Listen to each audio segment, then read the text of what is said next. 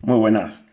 Voy a hacer una review, ya que me lo habéis pedido varios, del Xiaomi de 13 pulgadas, el Mi Air de 13 pulgadas, la que en este caso llega el procesador i7 8550U, 8 GB de RAM y la tarjeta gráfica MX 150. El tamaño del ordenador me ha parecido perfecto para mí. Ya había probado algún ordenador de 13, Ultrabook, algún Mac y me encantaba el tamaño. Y en comparación a un Pro, pues bueno, el Pro es un poco más grande y pesa 0,7 kilos más. Lleva una Windows 10 profesional y bueno, he instalado bastante juego, bastante programas, he hecho algunos benchmarks que no valen para mucho y he probado prácticamente todo.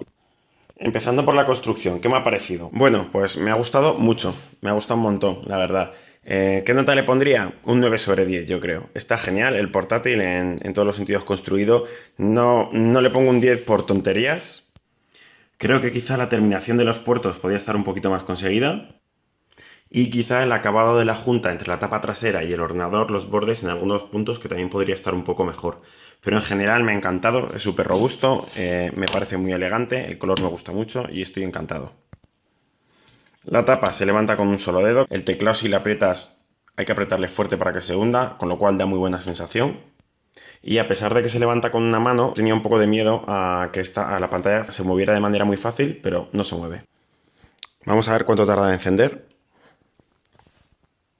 Supuestamente estos portátiles no se apagan del todo, pero bueno, al final esto está, yo le he dado a apagar y tendría que estar completamente apagado. Mientras os puedo hablar de la pantalla, bueno, estoy arrancado, tengo que poner la huella dactilar, es inmediato, ya está el ordenador arrancado, es muy rápido. Yo soy bastante pijo con las pantallas, ¿de acuerdo? Tengo pantallas de bastante buena calidad. En el Dell, aunque tengo todavía, me pillé la pantalla extra que valía un dineral porque era muy buena, de muy buena calidad en vez de la de serie. Mi monitor es de bastante buena calidad y para mí esta pantalla me ha parecido, a pesar de eso, muy buena. Los colores, genial, el contraste me ha parecido muy bien y en los negros está muy bien, el blanco está muy bien, el brillo no está mal, para interior sobra y para exterior se queda un poco corto, pero bueno, yo creo que le pasa prácticamente a todos los Ultrabooks de este tamaño.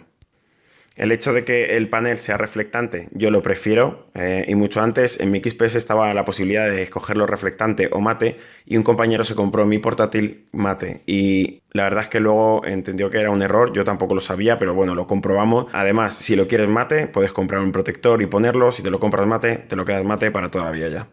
¿Qué fallos tiene esta pantalla? Bueno, yo no tengo ningún medidor y un osciloscopio de calidad como para medirlo, pero por lo que he visto, el refresco o sea, el PWM de la luz de fondo no debe ser muy allá. No es como en el Asus, por ejemplo, que directamente no se nota, no lo tiene un sistema de regulación mucho mejor. Este lo tiene y eso con el tiempo, por lo visto, cansa la vista.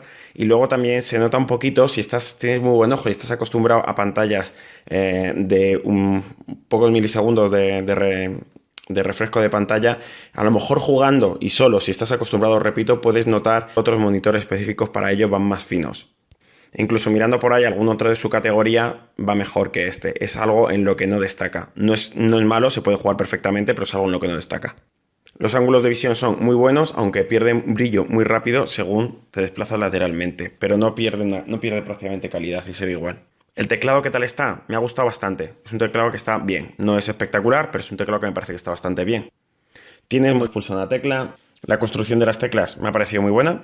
Cosas que no me han gustado. Bueno, está en inglés, eso ya lo sabía. La verdad es que yo de momento no estoy echando de menos el teclado en español, más que una vez para un símbolo. No me gusta que el botón de encendido esté aquí, podría haber estado en otro lado, porque está al lado de las dos teclas que se usan mucho. Además tiene un tamaño pequeño. Es fácil que lo pulse sin querer, a pesar de que está más duro que el resto de los botones, con lo cual yo lo he configurado para que cuando lo toco simplemente se apague la pantalla. Otra cosa que no me ha convencido, aquí hay botones multimedia, cosa que me gusta bastante, pero en otros teclados, si tú tienes el multimedia seleccionado y das al Alt F4, te coge el comando de Alt F4, aunque tengan las teclas multimedia seleccionadas. Aquí tienes que dar a Alt Fn y F4, lo cual es algo que no lo entiendo, yo uso mucho los comandos y me parece un fallo a mejorar. El ratón me ha parecido magnífico, me ha encantado. Creo que es el ordenador de este tipo con mejor ratón que he probado. Súper suave, es muy preciso y además está ya homologado para Windows Precision, que para el que no lo sepa, son una serie de gestos que se puede hacer con el teclado que es en modo muy productivo. ¿Cuáles son estos gestos? Bueno, pues si das para arriba se nos pone o vista de tareas que le llama Windows. Si le das para abajo volvemos, está muy bien para cambiar entre un programa y otro. Si le damos para abajo del todo, minimizamos. Para arriba volvemos a maximizar, minimizamos y maximizamos. Si damos con 3 dedos lateralmente podemos pasar de una aplicación a otra. Y si cogemos 4 dedos podemos pasar de un escritorio a otro. Yo de momento solo tengo uno configurado. Quien venga de Linux le va a gustar mucho esta opción. Además es todo botón, con lo cual si pulsas 2 dedos en cualquier parte y aprietas, se abre el menú de opciones. El sonido, decir que a mí también me gusta mucho la música. Y bueno, más o menos tengo oído. Estos altavoces que tal me han parecido, bueno, están firmados por KG, le han dado mucho bombo y me parece que están bien, simplemente que son correctos. Me esperaba un poco más por todo el bombo que le habían dado. Está bien en general, tiene un sonido muy nítido. Los medios y altas frecuencias están muy bien también, pero bajas no tiene bajos, ¿de acuerdo? Es normal también porque es un portátil muy fino. El sonido me ha parecido simplemente correcto. Eso sí, lo he probado con unos cascos Sennheiser de bastante buena calidad, directamente enchufados, y se ha escuchado muy bien, o sea que el chip de sonido debe ser bastante bueno. Y también por Bluetooth con unos Jaybird X3, que están muy bien también. No son comparables a los del XPS, ¿vale? El sonido del XPS es espectacular, pero están bien. Te sacan del paso, puedes escuchar música, lo puedes usar como multimedia, está bien para ver películas, etcétera. Te saca, por lo menos te aseguras que no son unos altavoces malos, que están bien. Una cosa que me ha gustado es que debe ser por la orientación que tiene, pero cuando estás, por ejemplo, jugando, aunque estés con los altavoces, más o menos te enteras de quién te viene por la derecha o por la izquierda. Es algo que está bien, se diferencia de manera bastante correcta. Ahora vamos a hablar de potencia y no podemos hablar de potencia sin hablar de refrigeración en este portátil, porque van de la mano. Si este portátil hay que sacarle un fallo, desde luego es la refrigeración, aunque no es tan mala como yo me esperaba. No es que le pase a este, le pasa a cualquier ultrabook de este tamaño. Son portátiles muy potentes, muy pequeños y les cuesta mucho sacar el calor. A pesar de ello, hay maneras de utilizarlo bastante sencillas y que esté muy fresquito. Decir que las primeras horas lo utilicé, no ha llegado la licencia de Windows 10 profesional que le había instalado y aparte, por ejemplo, de no poner temas, también fui a tocar algo de la energía y me dijo que no podía porque el Windows no era original y el procesador se calentaba y el ordenador se calentaba más, tanto que al principio me llevé un disgusto porque me pareció demasiado excesivo. Una vez que tuve la licencia, resulta que mirando la frecuencia del procesador trabajaba mucho más bajo que anteriormente, que tendía a subir mucho. Aún así, es algo que no me convence. Por lo que sea, por la gestión que hace y me parece un error, este procesador tiende a subir primero la frecuencia y luego a utilizar más ancho del procesador. De tal manera que a lo mejor estás consumiendo un 3, un 6, un 11% y resulta que está a 4 GHz, lo que hace que se caliente muchísimo. Si le limitas a 2 GHz, el procesador, el ordenador se calienta muchísimo menos, no tiene nada que ver, y sin embargo el rendimiento en tareas normales no lo vas a notar. ¿Por qué? Porque no sube tanta potencia, utiliza más margen de procesador, sube más el porcentaje del procesador, pero por lo menos puedes trabajar en completo silencio. En el momento que lo limitas a 2 GHz, trabajas en completo silencio. Es un ordenador que no hace ruido. Si lo tienes normal y te pones un vídeo de YouTube, ya empieza a sonar un poquito el ventilador. También tengo que decir que si lo pones a tope del todo, a jugar, tampoco suena mucho. Es algo que me ha sorprendido. Pensaba que iba a ser peor en este sentido. La refrigeración debe haber mejorado bastante. No suena demasiado en ningún caso. Pero es que si lo limitas a 2 GHz el procesador, que ya os diré cómo crear un perfil, el portátil no suena, a no ser que juegues. Este portátil puede utilizar toda la potencia de su gráfica sin problema. Es una gráfica que consume 10 vatios. Lo que no puedo utilizar es toda la potencia del procesador. Y aquí entramos en, yo me he comprado un Core i7 que se parece mucho al Core i5. Teóricamente puedes sacar entre un 20 y un 25% más de potencia. En la realidad solamente va a ser entre un 10 y un 15 y en este portátil va a ser menor. Si le fijas al procesador salta enseguida el thermal throttling. Esto quiere decir que tienes bajada de potencia y bajada de rendimiento. Incluso puede ser que estés jugando un juego, me pasó en una ocasión y ya os diré cómo solucionarlo, y que los FPS bajen de vez en cuando. Es posible jugar a tope con la gráfica sin ningún problema, sin que el ordenador se caliente demasiado. Yo no pagaría 100 euros más, que he visto en algún sitio que había diferencia entre el Core i5 y el Core i7, porque no merece la pena. A mí me salía solamente 50 euros más caro y además era un capricho, me apetecía tener un Core i7, no es necesario para este ordenador. En temas de rendimiento general, para temas ofimáticos y la mayoría de las cosas que vayas a hacer en general, va sobradísimo el ordenador, es muy rápido en todos los sentidos. Le he hecho el típico benchmark de disco duro y me ha dado más o menos igual que lo que veis por ahí en internet en todas partes. Geekbench me ha dado más alto de lo normal, supongo yo que será un tema de actualización de drivers. Y bueno, esta es la tarjeta gráfica que como no la usamos, pues da igual. La tarjeta gráfica integrada. Luego os digo los valores exactos que he sacado en algunos juegos que he probado, pero ya os digo que se puede jugar a todo con este ordenador. Me lo ha movido todo lo que he probado. Los juegos típicos como Dota 2, etcétera, de estos multiplayer, perfecto, sin ningún problema, lo vais a mover con todo a tope de una manera muy fluida. En los juegos más modernos hay que bajarle gráficos, hay que bajarle historias, aunque todo lo he podido jugar a 1080 hasta ahora. En tareas muy exigentes en las que pida mucho procesador es donde puedes tener algo de problemas de bajada de rendimiento, aunque ese no va a ser el caso de los juegos porque esta tarjeta gráfica es muchísimo menos potente que el procesador, nunca le va a hacer un cuello de botella. Es decir, que para jugar va muy sobrado el procesador. Teóricamente el procesador no pasa de 15 vatios, pero es mentira, sí que pasa. Lo he visto que incluso desactivándole el TurboBot Shot Power, ¿vale? Que puede subir hasta 44 vatios durante muy poco tiempo.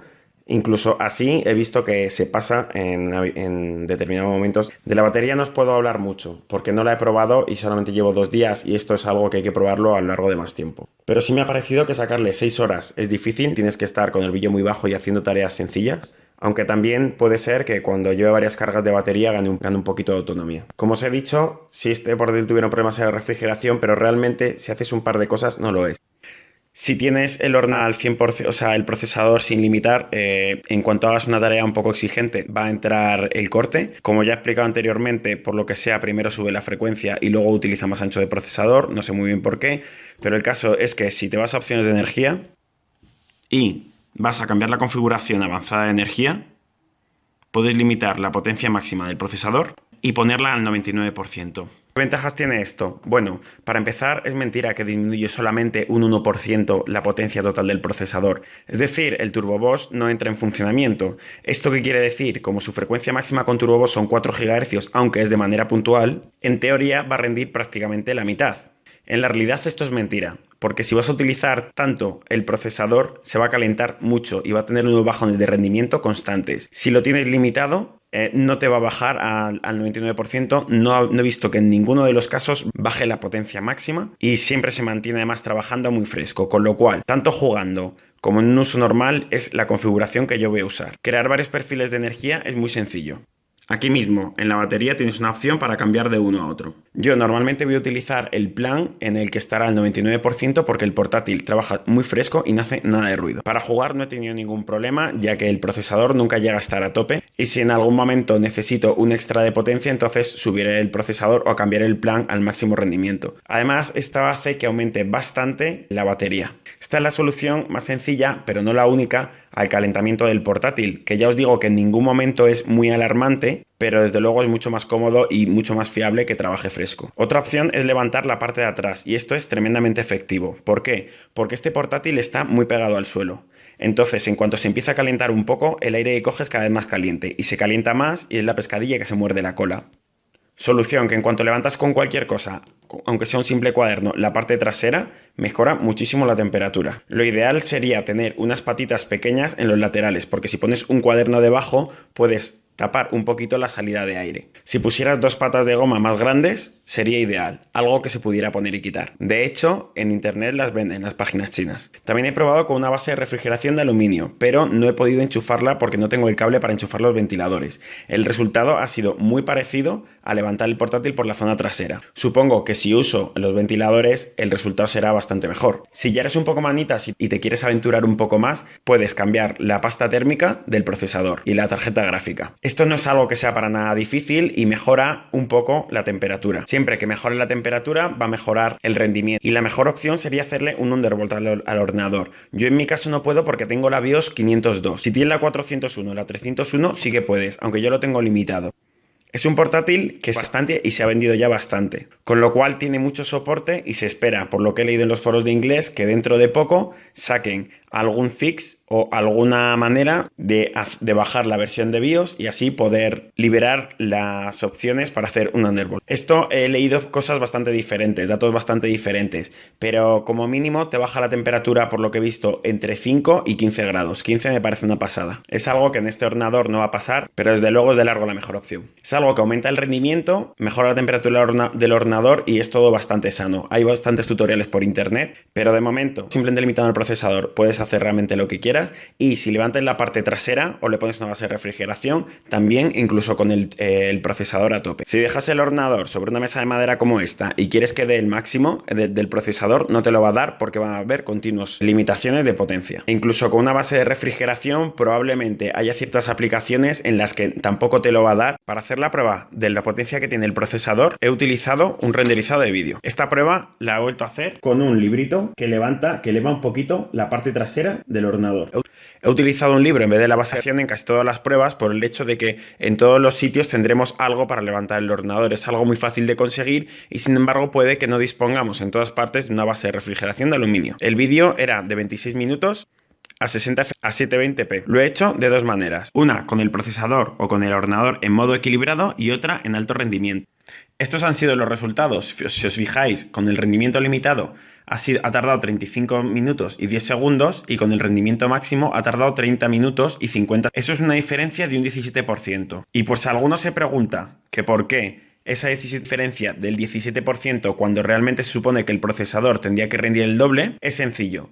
En tareas que duran muy poquito tiempo, el ordenador puede estar durante unos segundos a 4 GHz, pero no es su frecuencia normal de funcionamiento. Su frecuencia normal de funcionamiento al máximo son 2,2 GHz. Con lo cual, en momentos puntuales que se necesite mucha potencia, es verdad que el ordenador va a dar el doble, pero solamente durante unos segundos y a costa de calentar mucho el ordenador. Para trabajos que conlleven mucho tiempo, como este, de máxima potencia durante mucho tiempo, o simplemente que duren un par de minutos, la diferencia entre tener el ordenador limitado de potencia o no tenerlo en tiempo no es mucho, un 17% como veis. Sin embargo, en temperatura sí que se nota bastante, como vamos a ver ahora mismo. La temperatura que ha tenido media durante la prueba con el rendimiento limitado ha sido de 60 grados. Cuando digo rendimiento limitado es porque el procesador está puesto al 99%, con lo cual el Turbo Boost lo tiene desactivado. Si nos fijamos en alto rendimiento han sido 10 grados más de media, lo cual es bastante. Cuando terminaba la prueba, a los 15 segundos ya había bajado a 49 grados con el rendimiento limitado. Y sin embargo, en rendimiento máximo se quedaba a 60 y parecía que le costaba bajar. Hay que decir que cuando estaba aquí en 60, bajé de nuevo la potencia otra vez y en pocos segundos se puso a 51 grados. La potencia a la que ha estado consumiendo han sido 12 vatios y en alto rendimiento ha sido en 15 y la memoria RAM ha sido prácticamente la misma. El uso de la CPU en todo momento ha sido máximo. Oscilaba normalmente el 90 y el 100%. Si vemos la temperatura de la carcasa por fuera, que la he vuelto a medir con un medidor de temperatura, ha sido de 41 grados en rendimiento limitado y en rendimiento máximo de 43. Esto, si no hubiera tenido el portátil levantado por atrás, probablemente hubiera subido bastante. Hay otro dato importante y es que cuando lo he hecho con rendimiento limitado, los ventiladores no estaban a tope. Hacían ruido, pero no mucho. Cuando lo he puesto al rendimiento máximo, al poquito de empezar se han puesto a tope los ventiladores y no han parado hasta que han acabado. La diferencia del ruido ha sido importante. En trabajos como este sí que te puede merecer la pena el Core i7, ya que le puedes sacar el 100% de provecho al procesador. En casos como este sí que puedes llegar entre un 15 e incluso un poquito más de rendimiento con respecto a la versión i5. Y probablemente haya bastante más diferencia con los procesadores anteriores, de séptima generación. Es algo que no puedo corroborar porque no lo he probado. En trabajos que sean mucha carga durante poco tiempo, es decir, que salte el turbo, vas a notar poca diferencia entre el Core i7 y el Core i5, ya que se limita la potencia en ambos casos. También mientras jugaba he probado, y ya os contaré lo de los juegos más adelante, ya un poco las frecuencias de la tarjeta gráfica, ya que he leído que no había ningún problema y he visto gente que lo ha probado en vídeo. Al subir solamente la memoria, el rendimiento ha aumentado casi un 10% y la verdad es que la temperatura de la gráfica no ha subido o a lo mejor un grado. A lo mejor ha pasado de 63 a 64 grados, poca cosa. Con la temperatura del reloj también he jugado, pero menos. Ha sido simplemente por precaución, aunque no debería pasarle nada. Una tarjeta gráfica, para overclockearla, tiene dos límites diferentes. El primero se lo pone la temperatura y en este caso no íbamos a pasar la temperatura máxima porque estamos trabajando bastante frescos. Y el segundo, la estabilidad del sistema. Si subes mucho la frecuencia llega un momento en que se vuelve inestable. Y ojo, que esta frecuencia dependerá de un juego o de otro. Aún así, he subido un poco y lo poco que he probado no he tenido ningún problema y sí se iba notando la subida de rendimiento. Normalmente trabajaré con las frecuencias. Por supuesto, no me hago responsable de nada. He instalado tanto Steam como Origin. El primero que he probado ha sido el mítico Crysis 1, en el que con todo en ultra estaba a unos 35 FPS con bajadas de 20 FPS en explosiones. Se jugaba mal. En alto empezaba a ser jugable, que estaba a unos 45 FPS, y en medio estaba a 60 FPS. Los gráficos no eran malos y sin embargo se podía jugar bastante. El consumo medio que me estaba dando el procesador ha sido de un 22% mientras jugaba el Crysis. Sin embargo, la GPU, la tarjeta gráfica, estaba todo el rato al 99%. Con todo esto he conseguido unas temperaturas máximas con el ordenador sobre esta mesa de madera, que no es el mejor sitio, de 68 para el procesador y 66 grados para la tarjeta gráfica.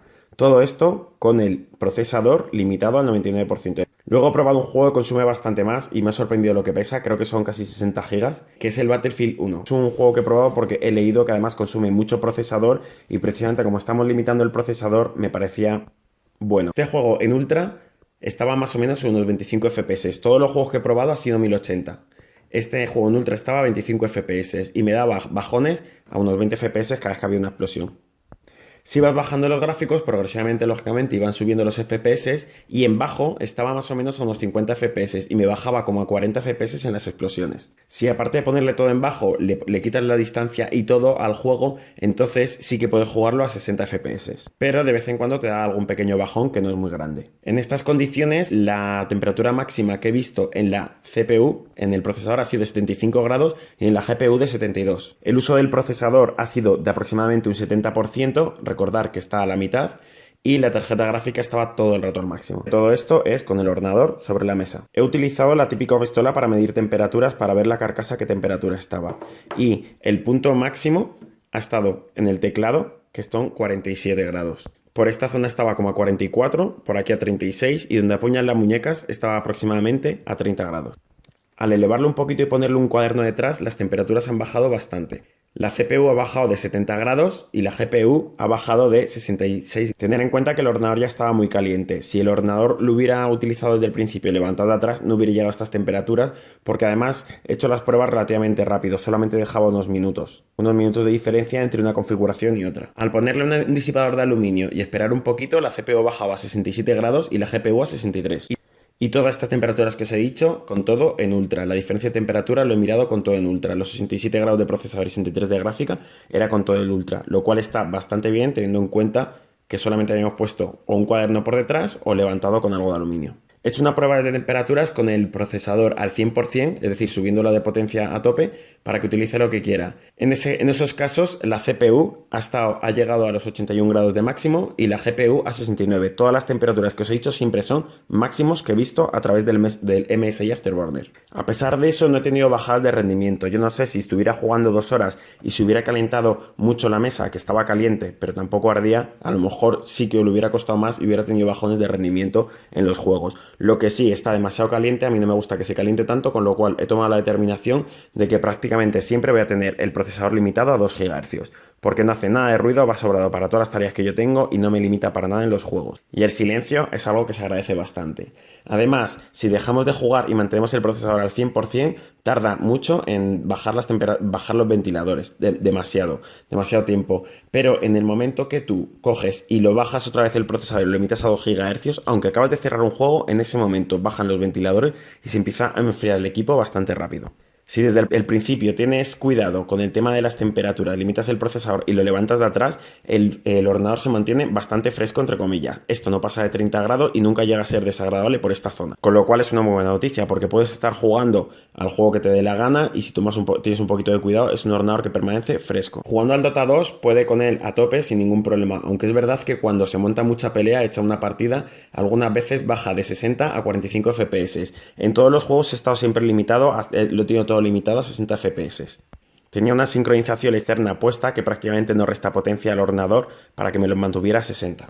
He hecho la prueba en el Dota 2 a desactivar la sincronización y me subía a más de 100 FPS. De media, porque es verdad que en ciertas situaciones bajaba, en teamfight sobre todo.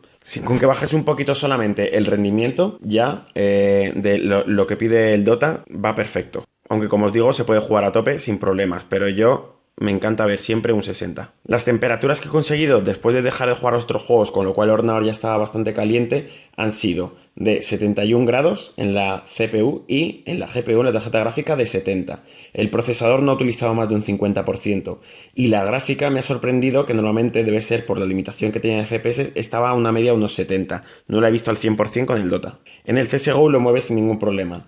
Con todo a tope tienes 60 FPS, aunque he visto alguna caída a 50 en algún determinado momento. Con lo cual, si te gusta jugar muy fluido, habría que bajar algún parámetro un poco. Las temperaturas que he visto, como ya había pasado un buen rato y se iba enfriando desde que había jugado los juegos más exigentes, eran de 68 grados en el procesador y 65 en la gráfica.